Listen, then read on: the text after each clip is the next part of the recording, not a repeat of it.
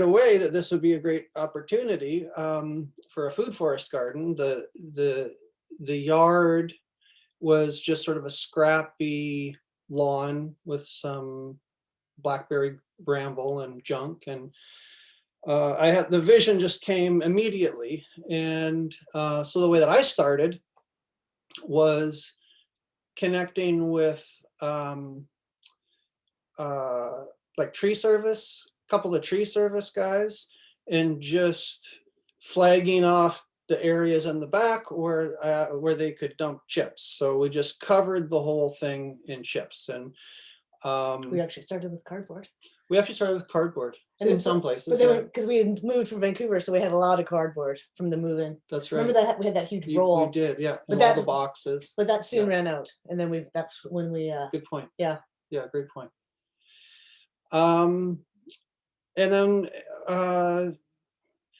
we proceeded over a few years, right? We started with one section, and over the past 6 years, I guess we figured, there's a small patch of lawn left, and the rest is pretty much planted or cultivated in some sort of way. We closer to the house, basic permaculture principles, I guess. Closer to the house, we have more of the kitchen garden and the higher traffic, higher intensity, and then further back, kind of higher canopy, longer term succession perennial stuff. Herbs have always been my big love, I think. All kinds. If you have herbs, you've always got fresh food, and whatever else you're eating, whether you're growing it or buying it, you get some freshness. So I like to have lots of herbs, and we always do. Our goal and our claim is that there's always something to eat from the garden, which is a really easy claim, because kale, rosemary. I mean, but rather than trying to eat everything from the garden, because I've been through all of that too, of really trying to be self-sufficient with food, and that is not my goal or my ideal or my big dream at this point. But I like to always have something to eat from the garden, and it's creative for me now, and it's a place for me to maintain my curiosity and my engagement as much as anything. Interestingly, when I lived in Vancouver, I had a north-facing ground floor apartment with really old rhododendrons in front, so it's got very little light. But I was super into herbs. We've never really talked about that. Okay. It was kind of the only thing that I could really grow, and there's little pots was easy. Yeah. Also, there's something magical about something so little that smells so fragrant and concentrated. Yeah. It doesn't take a lot of space. Yeah, I agree. Well, Sue, herbs are really attractive to bees too, right? And you jumped into beekeeping. The flowers that come from herbs seem to really attract. So let me just back up a wee bit for people who are still joining. When you moved to Campbell River, you decided to do a food forest garden, which you'd learned about and worked on in other places, especially Linnea on Cortez Island. But you did absolutely no digging, or I won't say absolutely, but you didn't get in there and start turning over the soil. You actually, Sue was saying, you layered it with cardboard and then invited companies that were doing wood chipping to dump load after load of wood chips. And so you've built your whole garden up that way without any digging down? Yeah, no turn, just layering.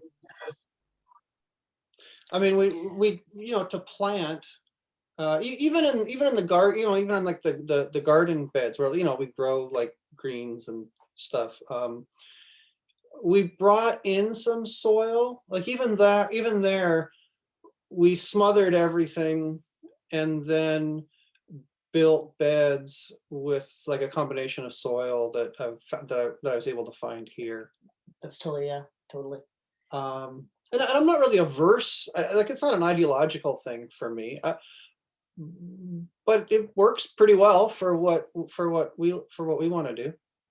I mean, sort of the principles around it are as little exposed soil as possible, which mostly virtually no exposed soil for all the reasons I think most people know. I'm going to sneeze. No, of course, no, I'm not going to. Look at the light. And then of course, digging to plant, you start with the sort of the foundation, the skeleton of the thing, which is your trees and shrubs, right? You want to know where you got to plan for the big stuff. And boy, there's lots of ways that I would probably do it differently. Like, it's impossible to get it all right. There's a few regrets here and there, but mostly it's lots of fun and an interesting place to be and be engaged. It sure is. I love visiting it. What's up, Sue? Oh, I was just looking at my photos back and going, oh yes, talking about the regrets or the things that didn't work. Like, and it's like you forget because you take them out and then they're gone, and and it was those honey berries, right, that were so beautiful but did nothing. Yes. And they're just kind of they weren't beautiful. They were fey. They were fey. So what are you going to do today? You're going to take us on a tour and then show us some pictures of the development. Is that the way we're going to do it? I thought I'd start with the pictures. I think that's a good idea. Oh, okay, whatever you think. And I know what you're talking about, Sue, the honey bush. Yeah. I just recently got one. It's in full bloom. And I remembered what you said about lovely blooms, but it's never buried. So I'm hoping I had better luck than you did. Is that on Cortez that you've got them? No, I have it on the deck on Quadra. Oh, okay. Nice. So I'm trying to share Your screen share. the before picture here. Oh, good. Good job. You're on. Is Yeah. it working? Okay, good. Yeah. So yeah, that's a picture from the roof. There's one poplar tree kind of in the middle of the yard there. And then the other things you see there is like a little fire pit and a couple of places to sit. You can see some of the cardboard poking out. But the tree guys would just back up. I would put a stake with some flagging tape and just start dumping. So what we found is minimum 12 inches would do the trick to kill the grass and the weeds. Better, 24 inches even better, but minimum 12 inches. And now the whole garden comes, all that grass is gone. Most of it is gone. This was the first year. And we also had a teenager, so we had help moving all those chips, because it was a lot of wheelbarrows worth back and forth. So Emmett was a wonderful help at that time. So Nothing like child labor. strapping lad. I kept him. I just wanted to remind people that this is the backyard facing in a very urban area, facing just some businesses along Alder or something, or Dogwood. That's the back alley, and then beyond. So yeah, that's the alley just behind Dogwood, which is like the main street in Campbell River. So we're kind of just outside of downtown, really, up the hill for anyone who knows Campbell River. So that's an alley on the other side there, and that's east, like Sue says. So I'll show you a couple of pictures from a couple of years later. Same spot, like right around that poplar tree. If you use that poplar tree as a kind of landmark, you'll see it show up in some of these other pictures. In fact, here's a picture. The next I'm going to show you is like the same orientation. So facing east, looking in the same direction, but from the ground. 4 years later. Can I share a second one, or do I have to stop this one and do another one? Oh, let's try a new share, see what happens. I think that is this one. No, not that one. Sorry.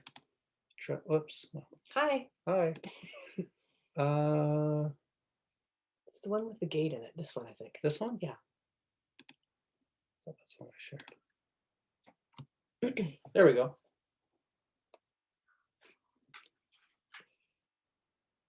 Can you see that? Yeah, that's beautiful. So that is facing in the same direction. You cannot see the fence. You cannot see the parking lot and the cars that are behind that. Right. Now, It's a whole new world. yeah, of course, we're not on the roof anymore for this shot. It would be different from the roof, but yeah, it's quite different.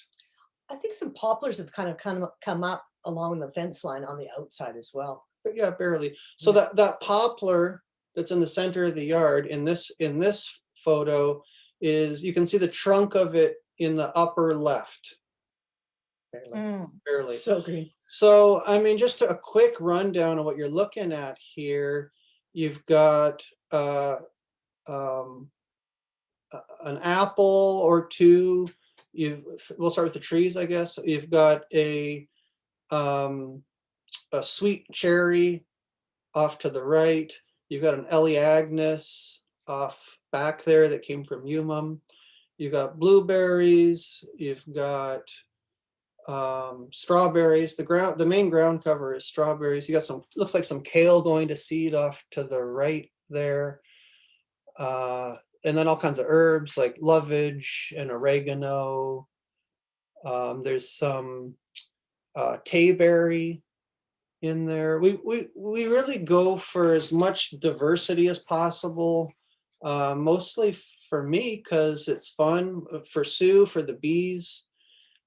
And it's just fun to try stuff. People give you stuff, and I mean, there's certain favorites. Like I knew I wanted to have plenty of blueberries and strawberries, and some basics, and then other stuff you just try. Yeah. Now, what's interesting is a lot of people would have taken that poplar down first thing, but you decided not to. In fact, I don't know if you have a picture of the one that you have of the two poplars where you created a living arch. If you have any of those. But my question is, how is a food forest garden different than just going in and making sure all the trees are down and you have nothing but sunlight? How are the principles different?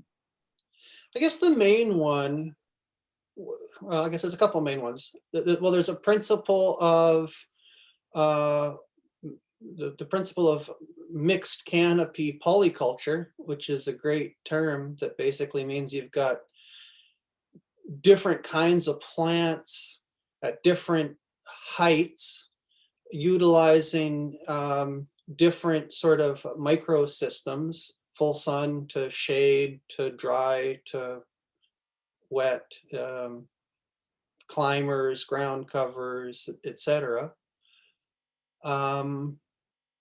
And then succession is one of the other principles. Things are going to grow and die, and things will be growing and dying underneath them for a long time.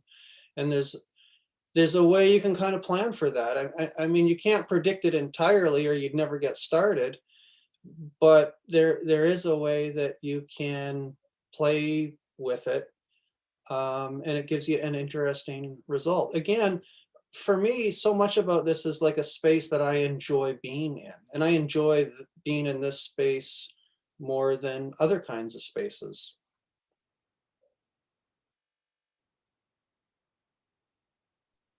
Beautiful. Yeah, I enjoy the space you've created very much. And it's really influenced me in my gardening methods, like what I've developed on Quadra. Half of it is your style, food forest gardening. You're the one who actually turned me on to the idea and got me onto the whole wood chips, layering, sheet mulching, lasagna method of gardening. And that whole canopy idea has worked really well for us, with all of these different sizes of trees. And just as you know, last year, we went into a production garden where it's as much sun as possible. We did not take any trees down, but we have rows. So we have the best of I mean, we have production and we have food forest gardening. And to be honest, I think the food forest is just so magical, don't you? Definitely. Yeah. It's a lot more interesting to me. But hey, I love to eat vegetables too, and vegetables don't grow that great in a food garden, no matter what the food forest gurus say. It's Whatever the fantasy might be. whatever the fantasy might be. Yeah. It's really true. They don't. Yeah. Fruits and herbs and nuts, and even, we got some hazelnut in here. But back to your question about the poplar. I did consider taking it down. I really gave it some thought, because it does make shade and it will fall down eventually, and it might be easier, I thought, to take it down before before it falls into my planned food forest garden and takes out whatever else. But I decided to leave it for a number of reasons, kind of on principle, partly. It's the only tree in the yard. It kind of gives a good anchor, a kind of upper canopy. What I've noticed over the years is it provides a link in the wildlife corridor of the backyards and the neighborhood, especially for birds. So there's a lot of birds that use the upper canopy. Robins, woodpeckers, hummingbirds, chickadees, All those birds that you don't know. all the ones that we don't know, and then some of the less desirables too. But I'm really glad that I kept it for that purpose. Mhm. Also, it gives a bit of shade. So as you're getting your other as you're getting your trees and your shrubs started, they actually prefer kind of like a bit of shade and a bit of cover. They don't mind. And so the poplar kind of makes a shadier corner of the yard, but things do just fine, and I'm glad I kept it. And in fact, there's mountain ash growing up out of the base of it now that we've left, and it's kind of become its own little guild. I planted mint around there in the shade. One of those things I might live to regret, but not yet. And Kathy Smale just made a wonderful comment. The leaves would be good mulch. Mm. Yes, absolutely. Yeah, they make great. Yeah, so That's right. You know each other. that's right. So you want to say something? Yeah. And it sounds so beautiful. You can hear it rustling. Thank you. It's so beautiful. I would, we did have the discussion about whether to take the tree out, and I was pretty vehement about it staying. You have a good memory. I do. Well, I don't, yeah, who wants to be in a yard that's just like blasting hot all summer? Like that's not to me isn't lovely. I like this. I love this, the wind sounds and the shade, and actually bees don't really like blasting hot sun all the time either. Everyone likes a little shade. Where else were you gonna drink your lemonade? Right? Not that we've ever done that.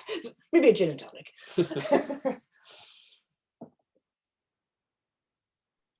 Nice. I can show you a couple more photos. Yeah, let's look at pictures and then get out in there. Okay, I think everybody's really looking forward to having the tour and the tutorial. Okay. I'm not sure what the tutorial is going to be, but we'll find out. Oh, that means I'll ask you questions and you tutor me by answering. Okay. Okay, I'll share another one here.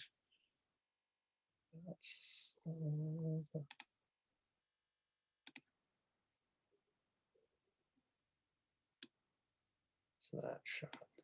So this is Pretty. so there you can there you're looking at the poplar on the left there, but you're looking north.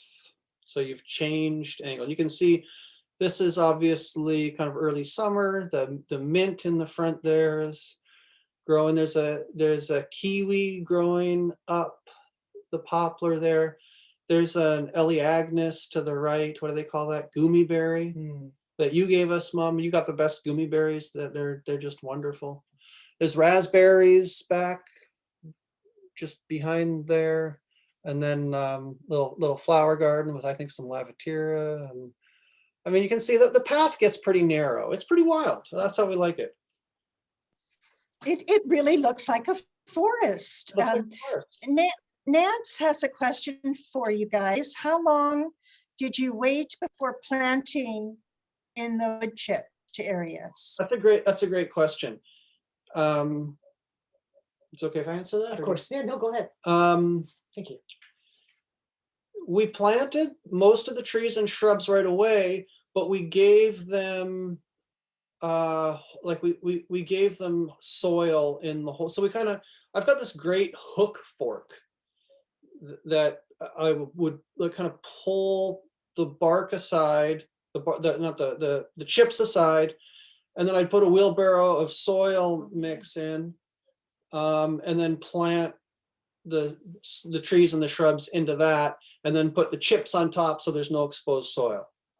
So we didn't wait at all. We did it right away. There was no waiting. You could wait if you have time. I mean, do this in advance. That's even better. But we wanted to get it going.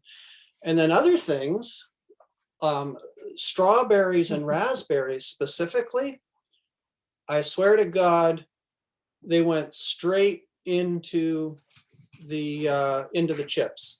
And the raspberries probably have, so I just put the raspberries in deep, just stuffed them in there. And they probably had a 80% success rate. I mean, anyone that has a friend with raspberries knows that raspberry canes are kind of a dime a dozen. So, I mean, if you're buying them from the nursery, it's one thing, but if you've got like a garbage bag full of them, say from your mom, then you can kind of afford to lose a few.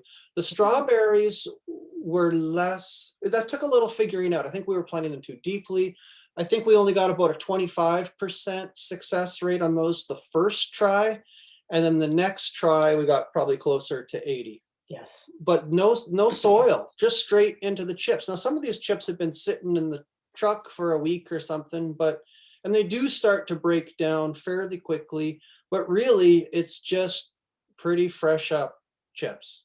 And truly, it was Lucretia that gave us like, oh my God, bags. And I just remember garbage pails full of strawberries and thinking, oh my God, like how is this ever going to happen? And then it does. But you're right. The first year, yes, it was a technique thing. I'd never planted strawberries before, and I was kind of like, ooh. But the next year we had it down, and yeah, it just went hog wild. Well, you know what I say, you guys. Well, I'll tell everybody since you're all here together, and that is if you're going to have a weed, it might as well be a strawberry. So strawberries are my weed of choice, and your beautiful food forest garden uses them virtually as a ground cover. I mean, when I've walked barefoot through your garden, the worst thing that ever happens is that I squish a strawberry underfoot. Well, they started sort of in patches, and then they just love to travel through the chips. So they just take off, and that's okay with us. So I'm sharing another picture that just kind of looks like various shades of green, and it is, it's just trees and shrubs and some ground covers that are mostly edible. We have another question for you too from Catania. She's saying, did you do anything besides the chips and a little bit of soil? And weren't the chips, or wasn't the soil too acidic using only chips? And then also a question from Sherry Peterson asking you what kind of wood chips they were. Good questions. We did some liming, you get that basic lime, $5 or $6 or $7 a bag. I guess it goes really far. So I think we experimented with a little liming. I'm sure I put a little lime and a mender in the soil when I was planting the trees and shrubs. That's something that I would do. Mm-hmm. we tried to avoid cedar chips.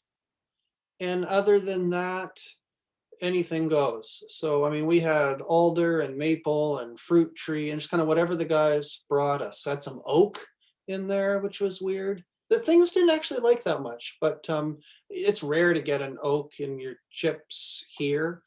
Must have been an ornamental. So yeah, we just tried to keep the cedar out. And then later, as the paths developed, we'd get cedar for the paths. But it doesn't seem to make much difference ultimately. The ants really like the fir. Oh God, we're not going to talk about the ants. Yeah, you know, I agree with you. I used to really feel concerned about not using cedar, and then you told me about using it in the paths. So here on Cortez, virtually the only wood chips you can get for free are mostly cedar, and I've been using it in the pathways. And then after about a year or a year and a half, I'm able to actually mine the pathways, and I have this beautiful crumb that I can top dress my other plants with. So I'm no longer afraid of cedar. I just suggest experimenting. I knew I didn't want to bring it in by the truckload for planting in. I knew that. What? Cedar has this chemical that doesn't let things grow in it, and fungus won't grow. I knew about the mushrooms. That's why people, Oh, that's why people use it for fencing and building and stuff, because it doesn't rot. okay, got it. I knew that. I was just pretending. But of course it does over time. Okay, Just keep it on its toes. I'll show That looks so an real. example of how the strawberries took off here. I got two photos here. This was the first year the strawberries went in. I got photos of the same spot. So that's the strawberries. Well, it must have been the next year. So they went in sometime in the spring or fall, and then there they are flowering in June or whatever. And then I'll show you the next year. They did this. Nope, not that one. Oh yeah, that one. That's good. I got it. Yeah, beautiful. So they just Wow. they just went fast. They've just taken over. Like it becomes a kind of it becomes a kind of high intensity competition or race. All these plants trying to outcompete. It's like nature is metal, survival of the fittest kind of thing. It's quite something to behold. And you know, whoever wins, I'm pretty okay with. Yeah, I like strawberries. Well, you make phenomenal jam, strawberry rhubarb jam. Or you, I can show you the what did you want to say about your preserves? nothing yet. Nothing yet? Okay. I think we should move outside. We'll go outside in 1 second. Okay. So here's a diagram of sort of food forest layers. It's pretty easy to find online too. It basically just shows how you've got the upper canopy, lower canopy, herbaceous shrubs, and then or woody shrubs and herbaceous shrubs and roots and fun. So that you're working at all these levels, and what you discover is that some things will tolerate. The limiting factor here is sun, right? Like food forest gardens in the tropics are a lot different. You get really productive plants in the shade. We tend not to. Like the plants that produce well in the under canopy or the ground level here are not, carrots like in the diagram. They're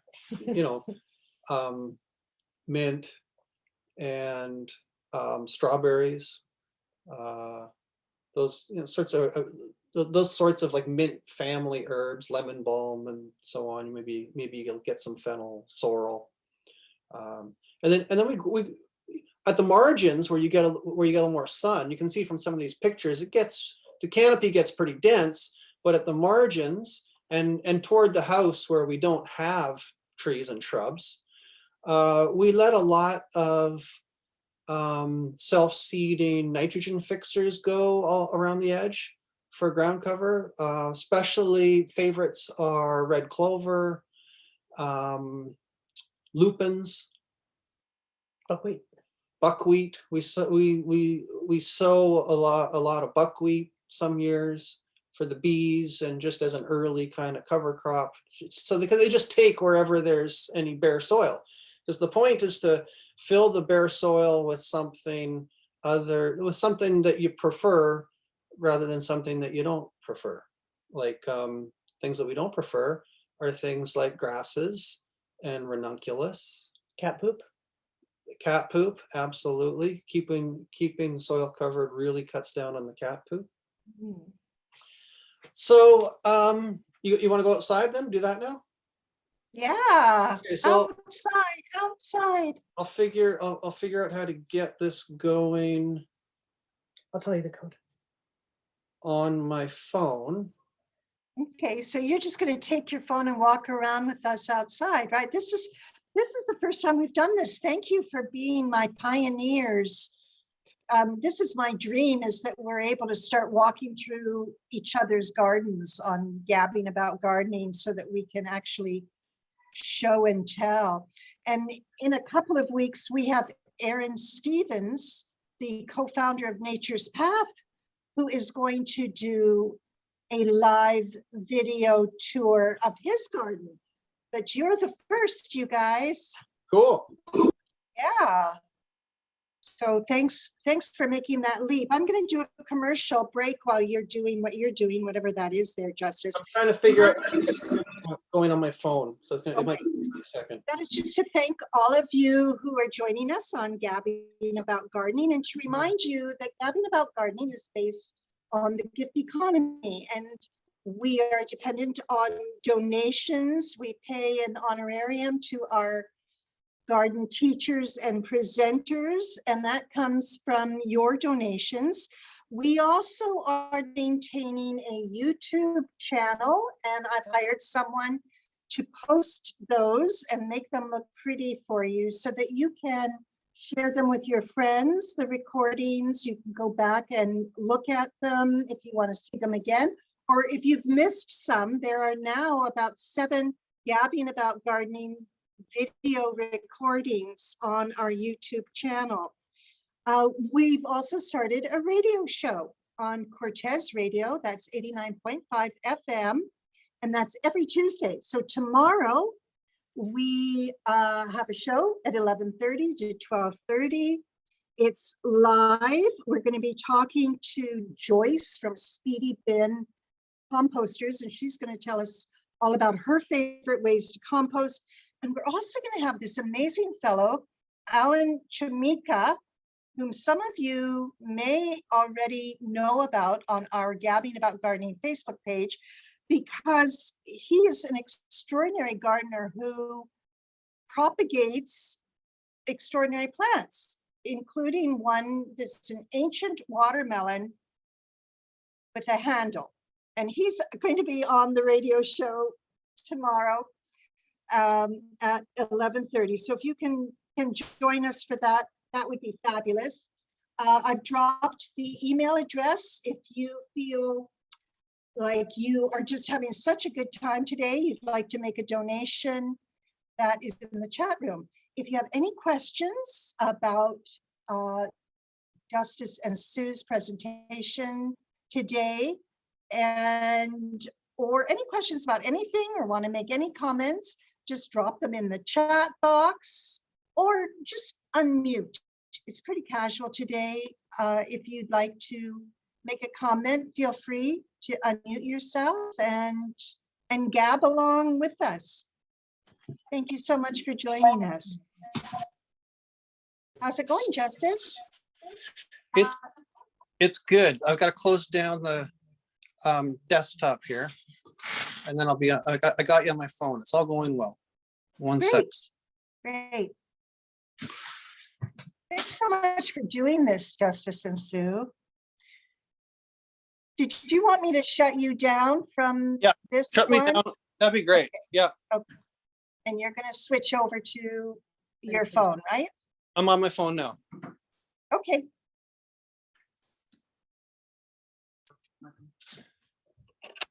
Okay, can you hear me now? Can you see? Yes. Okay, I gotta get my Yes. video. Gotta get my video rolling here. Do.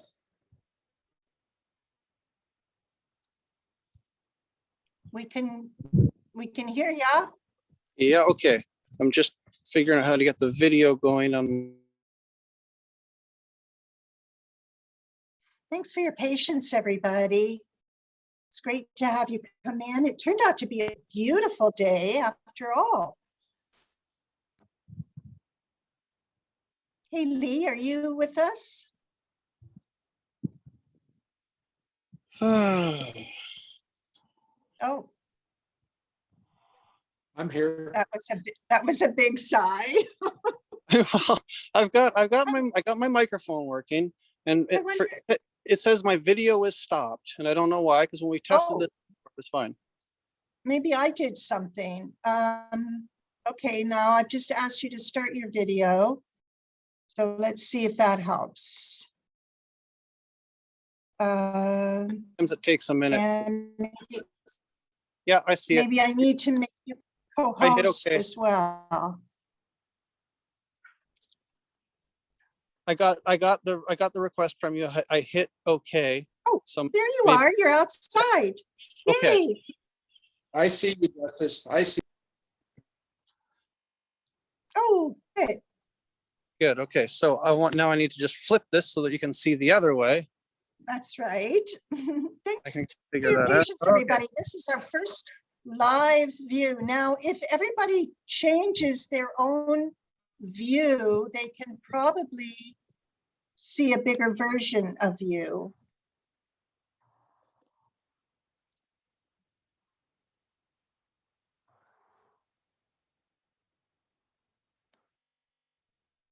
Shut down his screen share. Yes, I'll try to do that. Okay. So can you see what I'm seeing and hear me? Yeah, but I need to shut down your screen share. And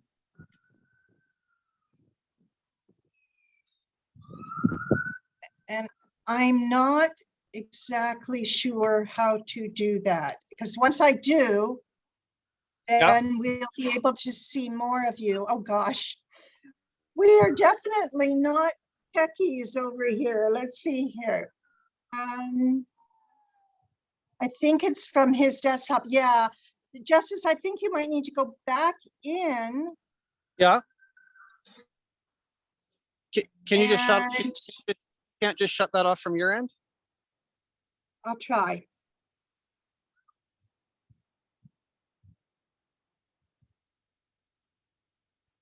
Did that work? I can't tell. Yes. Okay, Yeah? okay, we Great. see you now. Now, Okay, is great. there a way to make, okay. I'll shut up, you go. A way to make what? Is there Make a way? you, You're to sideways. make you full screen. You're sideways, yeah, Sarah, just, yeah, there you go. Better? That's good. Thanks. Okay, great. Thanks for telling me. Everybody's okay? So here's like the kitchen garden. And then there's Sue. And so as we move toward the back, I mean, there's the big poplar. And so the forest garden is more toward the back. You can see this is more, well, kale forest here. Some fava beans coming up. Everyone's probably kind of familiar with this stuff. And we grow mostly things that self-seed. We don't actually plant that much. Well, garlic we plant. Got some peas in here. So we start to move into the canopy here. And the lower canopy, we've got the blueberries, got an apple here, cherry, just kind of wandering through here. Plum. Elaeagnus or gummy berries in full bloom here. You can see rhubarb and mint, a little bit of horsetail coming up. And that's through 12 to 24 inches of wood chips. So, I mean, there's really no getting rid of that, but we got a good head start on it. Rhubarb here and there. But things, it's still pretty open here. It's not, those pictures are taken probably June, July. So things are still leafing out and you can get through here pretty easily. I'm in my bare feet. Apple, Elaeagnus, volunteer, hazelnut that I might leave in, might not. Raspberries, brush pile here and there, a few flowers. I put in this bamboo, I might regret that. Not so far. I really love black bamboo. Over here, there's some currants. Over toward the neighbor's yard, some of the wild plants start coming in. There's some wild rose. You can see the cedar over the fence. Sue coming over along the path there.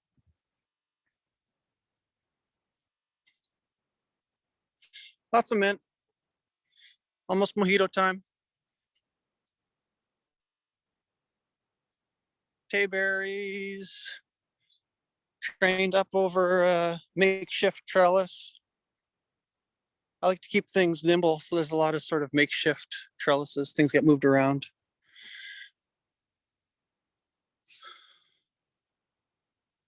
I think that's the basic tour. What do your neighbors think? Well, you're going to go into the front yard too, aren't you? Oh yeah, And we should do that. And then Sue's going to show us her bee outfit. Yes. Well, yeah. So here's where some more raspberries showed up. This is kind of our wood chip dumping zone. So we'll just go out the side gate here.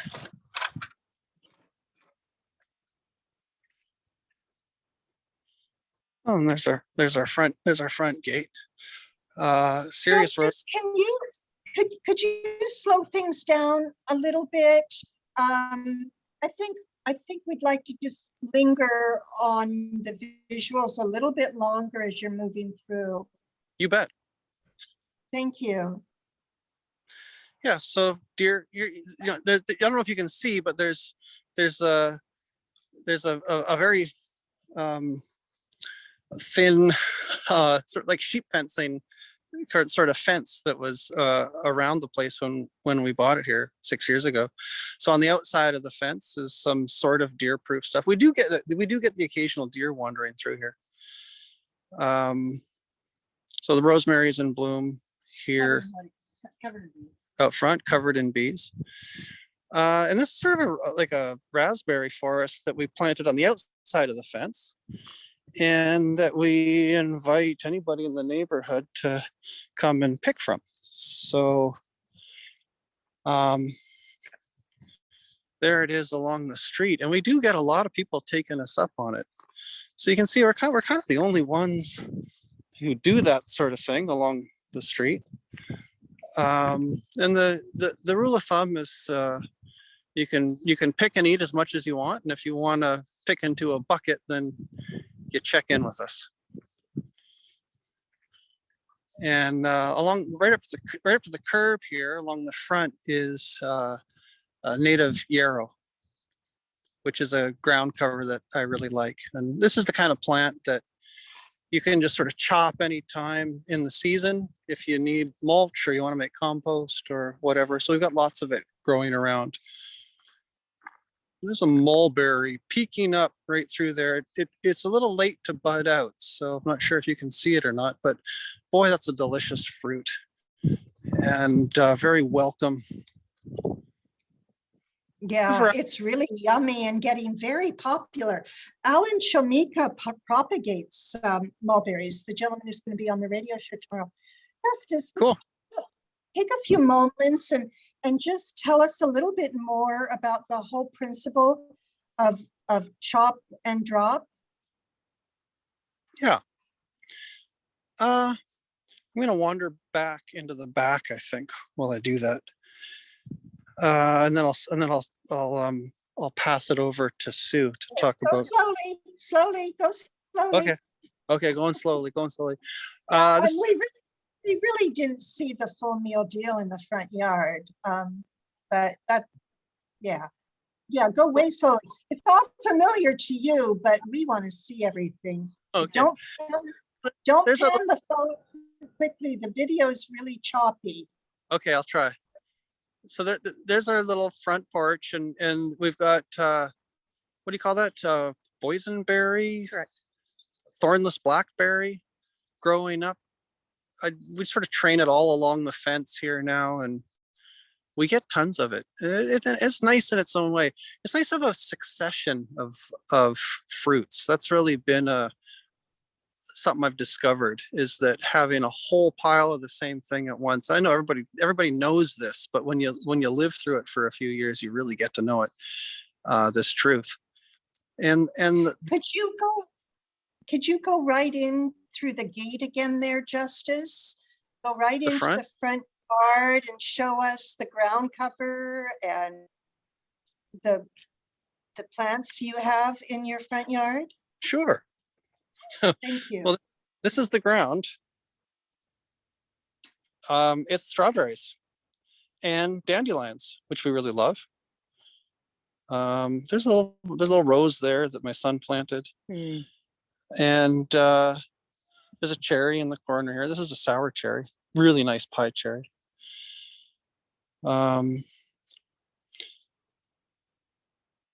There's an Asian pear, one of those ones with like 5 different varieties grafted onto it, which is really nice. I recommend it. I love Asian pears. So this one's nice because you get such a great succession. Nothing grows very big out front here, except that Shipova right there. This is a big spruce tree in the neighbor's yard, by the way, which we love for all the same reasons that we love the poplar in the back. That Shipova we got from Tree Eater Nursery, I think. And it's got to be 12 or 15 feet tall now. And it's a strange thing. If you look it up, you'll find out about it. You know, we like to experiment sometimes with these odd trees and shrubs and plants that sometimes aren't the most delicious, but there's something interesting about them. And then Sue's out here. This is a weeping mulberry that we thought was a fruiting mulberry. And I kind of wanted to get it out of here, but Sue convinced me to keep it. It is pretty. And then Sue's been planting bulbs back here. She wants to, she put some tulips in, and she wants to get some gladiolas and things going. So that's what she's doing. Lots of sorrel in the ground. We kind of lost the battle against sorrel. We're trying to do that gracefully. Except in here, that's right. Horseradish. Yeah, I've got some horseradish on the ground in here. That's a yostaberry back there, which is, we've moved around a couple of times. I don't want to move it again. It's kind of an interesting cross between a currant and a gooseberry. Is that right? Spelled Josta, yostaberry. Some of you probably know it.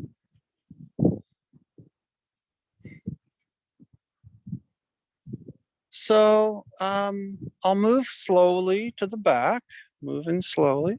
I'll show you the quince on the way. That's right by where we were a couple minutes ago. The quince has been a great tree. We rescued it from the dying plant section at the nursery. And I'll get closer up to the blossoms on it. But Sue makes this, what do you call that, honey? Membrillo. Membrillo, Spanish quince paste that you can eat with cheese and meats and things. And it's just amazing. I recommend looking it up. So this thing just grows like crazy. And it has these beautiful, delicate, pink, kind of apple-like flowers. And it makes these gorgeous pear-like fruits that have a subtle, delicious, complex aroma.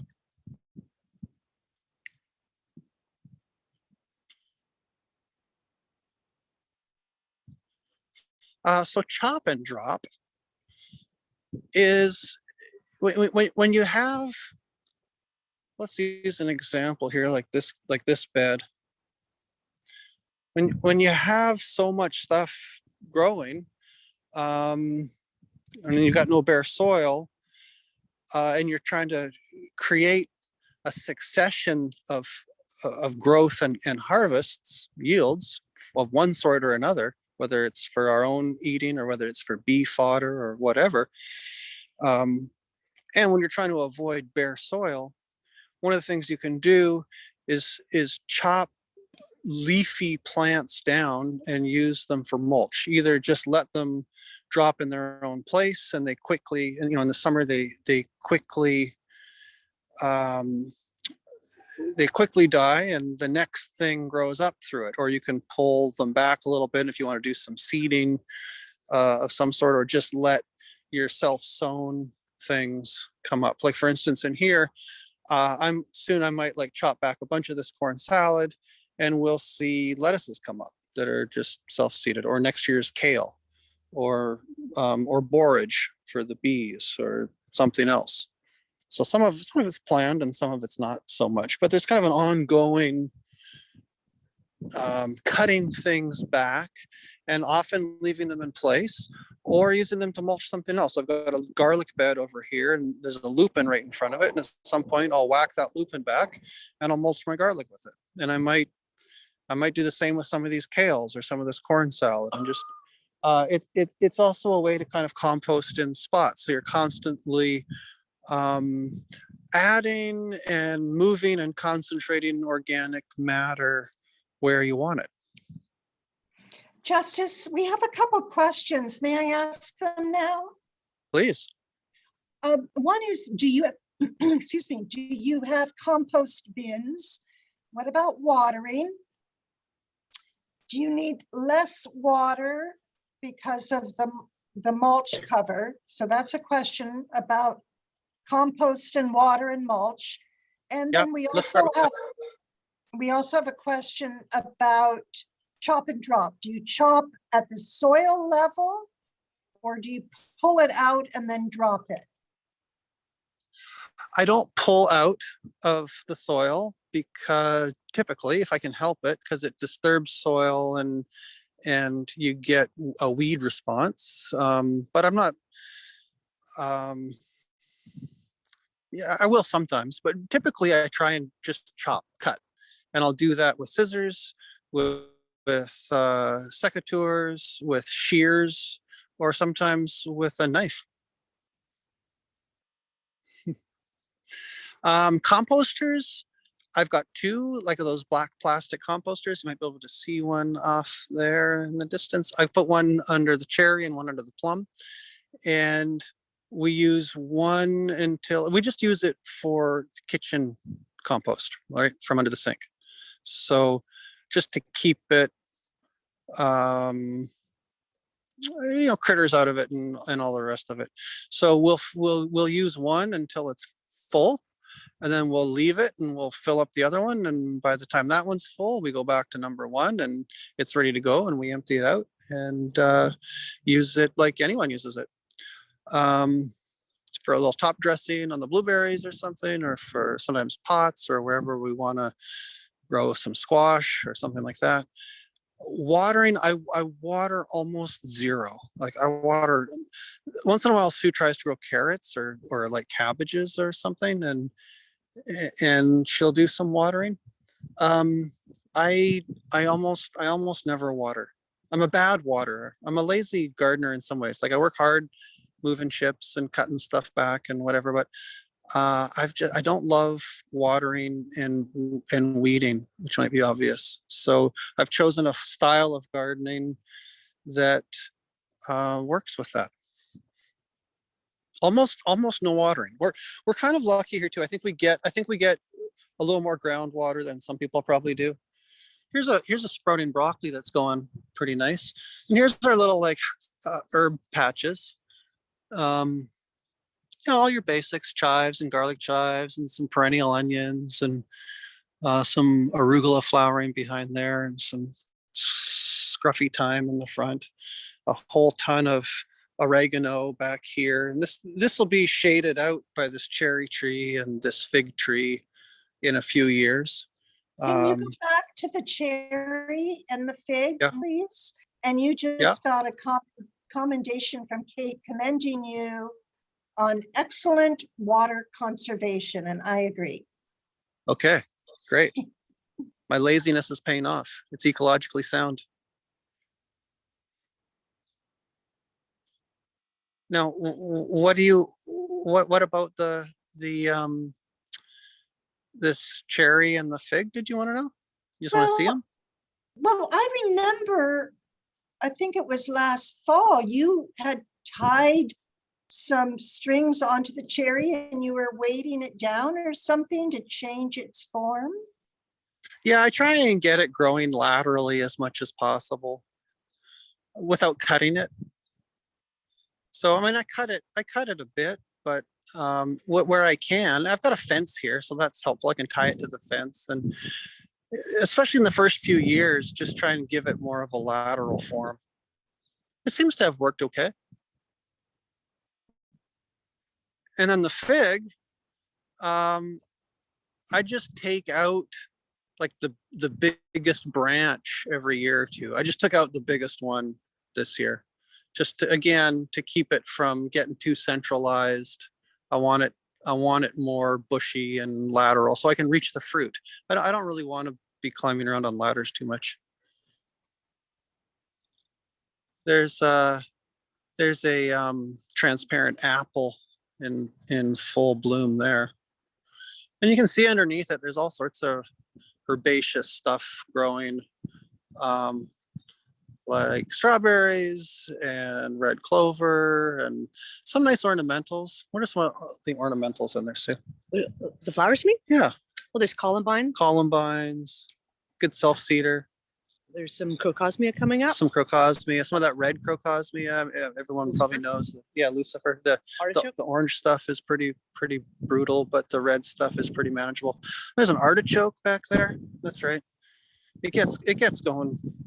This artichoke grows about 8 feet tall. It's making a pretty strong show already. We ended up with a parsnip bed over here, oddly. And some asparagus coming up. This is asparagus you gave me, Mom. Look at that. It's really coming up good. There's the beehives. So we'll get into that in a minute here, I think. Did I answer the questions? Yes, I think you did answer the questions. Now, I have a lot of lemon balm on Quadra Island. Oh, Kate's saying she's getting hungry. Is it safe to chop and drop something that is as successful as that, or could it take root if in a place I don't want it to? That's a great question. Lemon balm, I'd be cautious with. I'd say you don't want to go down too far because it tends to root from lower down, and I wouldn't want the seed around too much. I'd be cautious with it. Mint, I would never chop and drop. Okay, so there's some you really want to be careful of. Yeah. Kathy Smale made a comment that she has a plant that came up that's so much like parsnip that she thinks it's poisonous. Do you know what that might be? Oh, not a fan, no.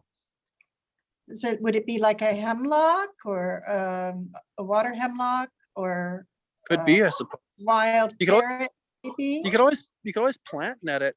Sue has this app called Plant Net, and it's amazing. You just take a picture of your plant and it tells you what it is, and it's almost never wrong. It's crazy and it's free.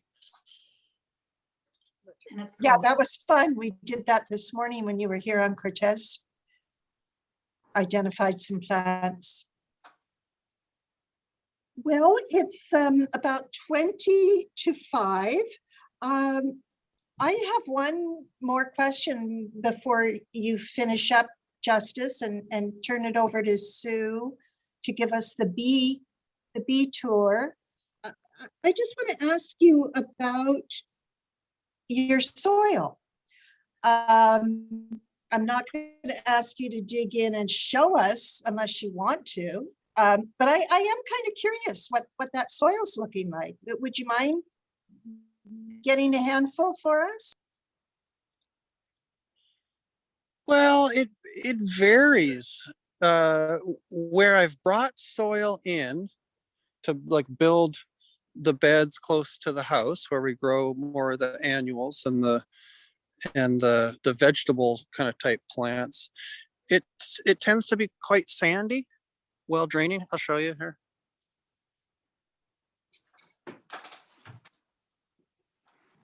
And then in the beds that have had a lot of wood chips that start, well, they're not really beds. That's not quite the right way to put it. But in the areas where I can probably find a spot down here somewhere. If you start getting in here, you can see how much moisture is retained there, right? I mean, it's spring, so it's not dry here yet, but it tends to maintain a fair bit of moisture. And you can still see wood chips in there, but it also looks like soil. And there's a worm right there. So there's definitely stuff going on in there. With all the wood, the nitrogen is bound up, so it's not. And for a food forest garden, for any forest, in fact, that's probably an okay thing. Nutrients are released slowly. So it's not like growing vegetables where you're trying to get as much nutrient release at once as possible.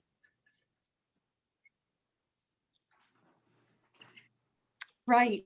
That makes sense. That's a good distinction. So when you actually take the compost from your compost bins, do you use it primarily as a top dress for specific plants that are heavier feeders? Yeah, we'll use it quite selectively in that way. Maybe we'll probably put some on the asparagus, or like I said, if we're trying to grow squash, we got a little squash patch, or if we're we grow some tomatoes along the side of the house, for instance. So if we're doing grow holes for anything, we'll use it for that. But otherwise, I mean, none of what you see here gets compost. I think a couple of years back, maybe we put some on the blueberries, but none of the trees and shrubs, the raspberry, like none of this gets amended. Not with compost, not really with anything. Just chop and drop, and lots of leaves from the poplar, and as the fruit trees and the other trees and shrubs grow too, they create their own leaf litter, their own mulch. Well, it looks just beautiful and so healthy and abundant. A comment from Catania again about disturbing soil, that it triggers weeds. She's saying she has gout weed, also known as bishop's weed, or ground elderberry. Anyway, she's trying to dig up roots before smothering what is left, and she's asking if anyone has experience around that, if you have experience around that, Justice. She's wondering maybe she should be cutting off the green bits and smothering the soil undisturbed and in an undisturbed way. What do you recommend is the best approach when there's a bit of an infestation of something like goutweed or ranunculus or horsetail, that kind of thing? That stuff's brutal. I'd say dig it out, and you have to dig out every little bit of root, like and it'll come back. You have to do it a couple of times.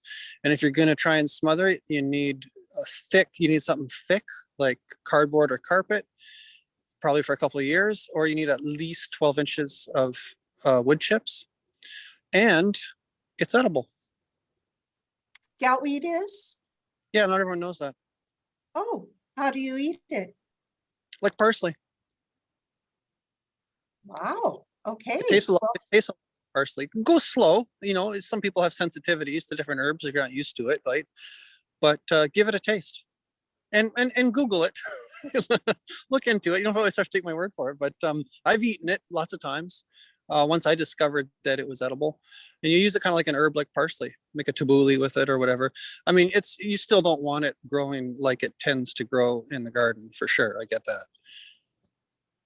Right, right. And the name of that app again, was it PlantNet? Plant net. Yeah. Okay, great. Well, Justice, thank you. It really was great when things slowed down, and there's so much to see there. It's just delightful. Thank you so much. People are shouting out thank you to you there. Yeah, my pleasure. Thanks for So- help with the set the pacing. It's of course it's always different on the other end, so it's important to have that feedback. Yeah, well, once you slowed it down, everything just came alive. Thank you so much for doing that. What a beautiful tour. And we already have a question for Sue about bees and honey and stuff. Is she ready to take over?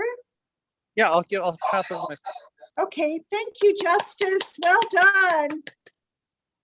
point it at me. I'll say that. How do you turn the thing around to me? I think you do it up here. No. Oh yeah. So you go in there. Oh, And turn it around. Yay! Hi. Hi, Sue. See ya. I'll hang around. Thanks Okay. again, Justice. Yeah, my pleasure. So, I can also hold the phone for you sometimes as well. thank you. I hear there's a bee question. Well, Ask yeah. away. Okay, thank you. Recently on the Facebook page, it came to light that lupins actually have a toxin in them that is toxic to bees. Do you know anything about that? I have not heard that, but my experience in my own garden is that honeybees don't really do anything with lupins. It's mostly bumblebees. And and since they're both native to this region, I assume they've grown up together over the years, and they seem to be fine. The honeybees are almost too light to open them up, you know, because they kind of like bounce on that bottom lip and then get in that way. That's been my observation. I've never heard that about lupins. It sounds crazy. Sorry, my hair is crazy too. That's great to know, and that makes sense. And the biologist, Dr. Lee Gass, is nodding his head. So I think that's probably the answer. Thank you for that. Of course, I'm not an expert, but that makes sense to me. Well, you're an experimenter, Sue, and tell us how it's going with your bees, and show us how you take care of them. It's such an interesting structure. Well, I'm sad to report that I don't actually have any bees right now, but I have a lot of empty hives waiting for bees. So as most of you probably know, our bees are having a real tough time, and it's really hard. It's really hard to keep them alive. And this will be my 6th year. I think I've only managed to overwinter bees maybe 2 out of those 6 years. So it's always like incredibly disappointing and sad. So I'm waiting for my new locally bred queens and bees to come down from Down Island, just actually in Black Creek. They will hopefully arrive at the end of May, and I'll get started. But I do a kind of a different kind of beekeeping style. It's non-conventional. It's called top bars. And I'm just going to see if I can turn this around, and I'll show you one of the hives on the outside and the inside. It's great for ladies because you don't have to lift a lot of I don't know if you know anything about beekeeping, but in the conventional ones, you know, you have the stacks of the white boxes, and those top white boxes are full of honey, and they're really heavy, and you have to lift them. And my kind of beekeeping, you don't have to lift those big boxes, which is cool. And I'm not really about honey production anyways, because that just it is their food for the winter, and I don't think that we should be taking all of it from them. So I'm just going to see if I can turn the thing around. I probably, let's see. Oh, okay. So, no, I figured it out myself. So this is a top bar hive. So you can see it's also called a horizontal hive. I think they call them Kenyan hives as well. And apparently they've been around since a long time, since the Greeks, apparently. So they're pretty cool. And I got this. Sue, Yes. can you change the angle of your camera a little bit so we can see better? There, that's better. Better? And it's top bar, TOPBAR. That's correct. Okay. There, nice. Well, these are all the little, and the reason they're called top bars is because they come with these bars. That's doesn't have any wax on it. Let's show you one with some. So this is so you see the bees build all the comb themselves. There's no foundation. So you can actually, if this actually had honey in it, we could cut it right off and eat it straight from the comb. And I know that Lucretia and Lee have tasted that kind of honey many, many times. And some other of you might have as well. It's like the most incredible taste sensation because every little cell tastes a little bit different than the next cell. It's like, oh God, so glorious. So again, usually when I put the bees in, they'll all kind of congregate here and they start building comb, and then they start filling the back hive with the honey. So this is where the babies are, and then this is where the honey is.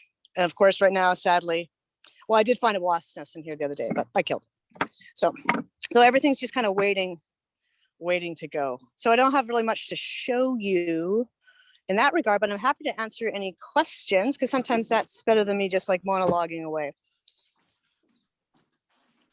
Well, I'm still just trying to get a perspective on it. The structure of it is almost like a keyboard, it looks like. And you pull out each one and instead of stacking horizontally, they're going in vertically.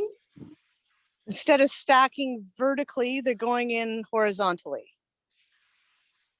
So conventional beekeeping is like a square box, and they too have these kind of frames like these things, but then they put boxes on top and on top and on top, and then the bees go up and fill those with honey. The brood nest is where like the babies live, stays the same, but this is just kind of, I don't know. I'm not conventional. I mean, I'm with your son, for God's sake. So we're not conventional, and I didn't want to. I found this bee guy, this English bee guy that I just like kind of fell in love with, and he's called the Barefoot Beekeeper. I'm like, that kind of, I don't use any chemicals. I don't use miticides. I'm treatment free, and it just feels like pretty aligned with how we do things around here. So it fits. And like I said, being a woman, not that I'm not strong, I really am.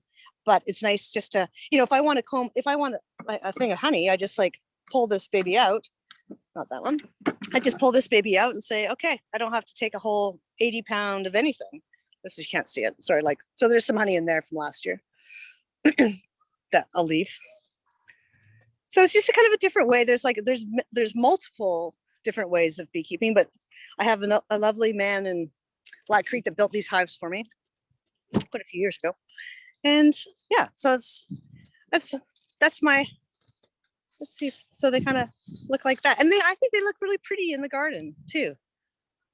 They are really neat. So tell me what plants you have specifically been collecting and planting to feed your bees. Well, that's, as you were saying earlier, I think, those kind of scrappy herbs are like great. I mean, I don't know if you saw up front, but the rosemary is just like laden with bees because my neighbor has bees also. The herbs, the oregano, the mint, the marjoram, like they just seem to go and go and go for weeks. And the bees are just like, yeah, love it. And obviously raspberries, blackberries are huge. Again, the blackberries, I just, they're like the bane that I try and keep out, but they love raspberries. They love kale of all things. Who would have thunk it? So I'm always shot, you know, obviously fruit trees. Oh, I don't know if you can see my cat, Stuart, is climbing the cherry tree, which is probably why it's half dead. Buddy, let's see if he, oh, there he, everyone can see that. My little guy, he's just Hi, turned 7. Stuart. Oh, he's a maniac. Well, I'm really glad that you brought up the kale flowers, because a lot of us have kale going to bloom in our gardens, or broccoli. A lot of the brassicas, the cruciferous, are going into flowers. So do you generally leave your flowers for the bees, even though you don't have your honey bees, but just the bees in general, so that they have something? Because it used to be, we were taught to cut the flowers down as soon as a vegetable started to flower, cut it down. But of course now we're thinking about pollinators, and we're also thinking about seed saving. So has having bees changed the way you do things? Well, you know, I grew up in the Okanagan, where my parents had like a pretty like regimented like rows and a lot of food, and you know, that kind of gardening's not really that appealing because of all the weeding. And so I really came into this knowing absolutely nothing. So to me, it's a lot about the beauty of it, of like, well, I mean, we have more kale than we know what to do with, so why not leave it flowering? And then once you see the insects, and someone else, I just noted that someone said that hummingbirds like kale flowers too. Yes, hummingbirds like so many things that bees like. So it just seems wrong to take away a food source that's like so plentiful, right? Yeah, yeah. Well, we're coming up close to 5 o'clock. Do you have any last minute stories or considerations or advice that you'd like to share with us, Sue, before we say bye-bye? Well, my advice to people that think they want bees is, if your neighbors have them, let them have them, because they're a money pit.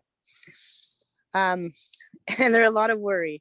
So if you have bees in your neighborhood already, just like plant the things that they like, and just like stay out of the bee business, because it's hard on the soul sometimes to watch them die every year. I'm like, oh my goodness, and what if I do wrong? And there's a lot of kind of like angst.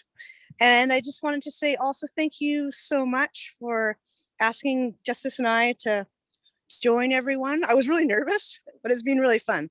So, I mean, there's nothing about, it's easy to talk about things that you love, isn't it? Yes, it has been really fun.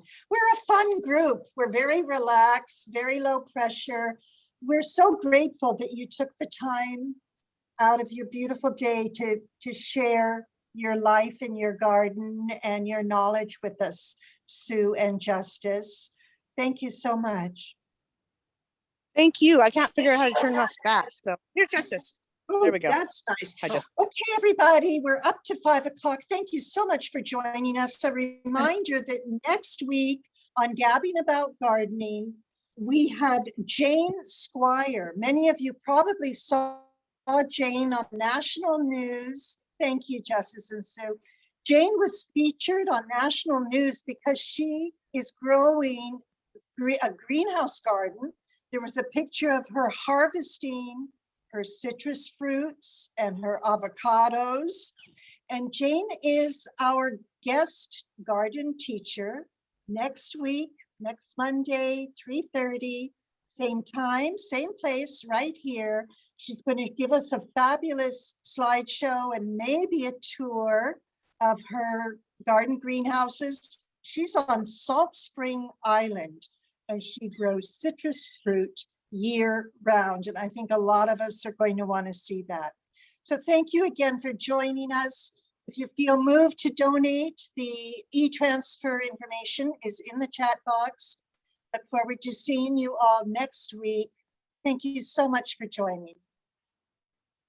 Go out and get dirty. Get outside. It's beautiful. Bye-bye, everybody.